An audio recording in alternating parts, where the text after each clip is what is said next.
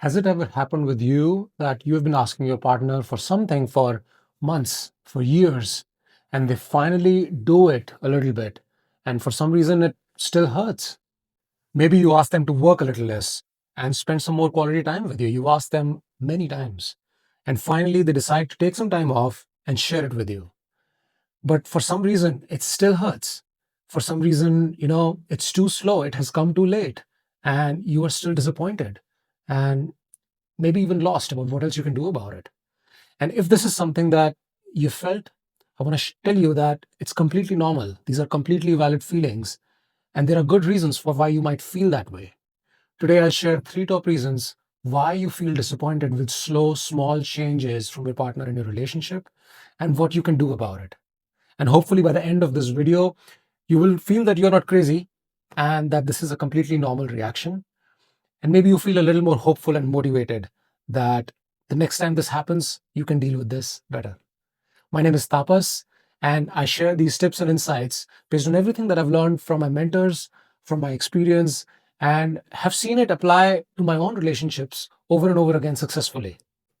So you've asked your partner a million times to work a little less and maybe go on a date night with you. And finally, they said yes. And you are on a date night, everything looks fabulous, the food has arrived, and for some reason, you are not able to enjoy it as much. And suddenly, you see them glance at their phone for a little bit, and there you go. You are set off and you are upset again. Here are three reasons why you might be feeling that way. Number one, your old wound is hurting. A million times you've asked for this, and a million times you've been rejected, you've been turned down. You may have done your best to handle it in all those situations, and also your partner may not have intended to hurt you, but so many rejections do pile on, and it's a big wound that you carry. So you know how when you get a wound and you're about to get it cleaned up, and right when you clean it up, it stings so much. And this is the exact reason why it hurts right now. When you are on the date night is exactly the point you are faced with that wound again, and it hurts so much. So what do you do about it? Well, first thing, be kind to yourself. It's okay. It's supposed to hurt. This is all part of the process. And it hurts a lot, sure, but it's okay. There's nothing wrong here. It's not your partner's fault. It just hurts right now.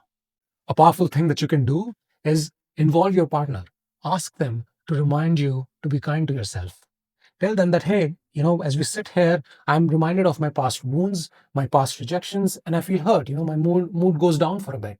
And I just want you to know it's not a critique of what you're doing.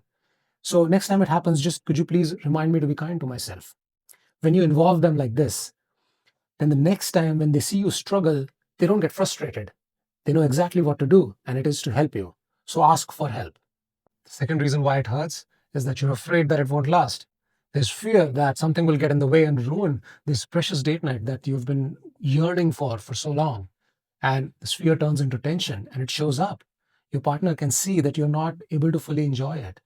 And they see that you're tense, and then they start to get tensed up because fear is infectious. Fear spreads. So, what do you do next? What is the antidote to fear? What is the cure to this fear? It's courage.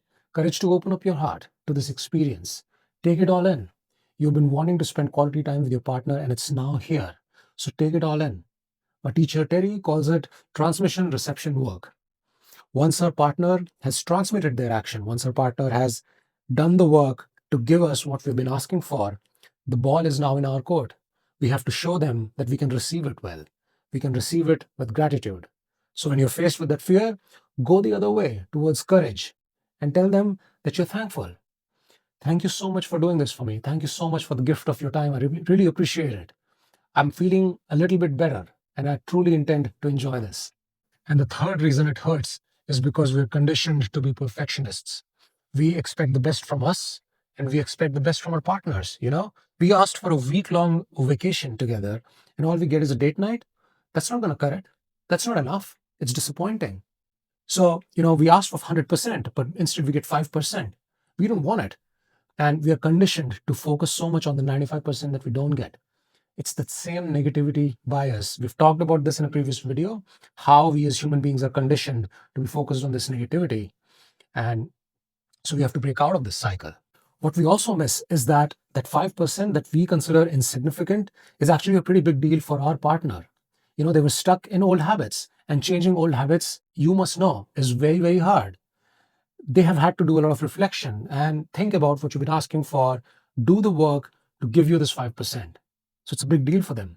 So what's the solution? Solution is to encourage them for that 5%. Building a practice of encouraging a partner makes you a more accepting and easygoing partner in the long run. But there's an even bigger reward hidden in there. Modern research shows that rewarding good behavior, also known as positive reinforcement, is the sure shot way to get someone to do more of that same thing. That's how we train our pets. That's how we raise our children. We reward positive, good behavior. We don't punish them for bad behavior. We don't criticize them for the 95% that they didn't give us. A magic question that you can ask is, what is it that I can do to help you continue doing this? So, to summarize, the reason why you struggle with slow, small progress in your relationship could be one of these three reasons. First, your old wounds are showing up, and it's completely valid to be so wounded. It's okay to hurt so much. What you do is be kind to yourself. Tell your partner about this, share it with them, and ask them for their help. Ask them to remind you every time they see you struggling to accept what they do for you. Second, we're afraid that it won't last. We're afraid that something will get in the way. And what's the cure of fear? It's courage. It's called transmission, reception, work. Courageously open your heart and thank your partner. Appreciate your partner for doing this for you. And third, we're all perfectionists. We want the best from us and we want the best from our partners, and that's a problem. What's the solution? Reward our partners, encourage our partners for that 5%. Focus on only the 5% and forget about the 95%. Ask this magic question: what is it that I can do to help you continue doing this? So I hope it all made sense to you. If you disagree with it, if you have any questions, if you have any comments, put them in the comment section below.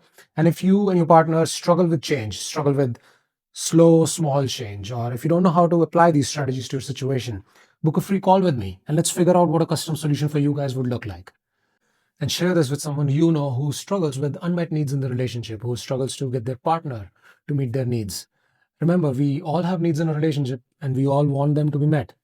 But we have poor, imperfect partners who will fail, who will struggle to meet them, and who may only give us a little bit of what we ask for. And a lot of it depends on how skilled we are in receiving it. I wish you well. Goodbye.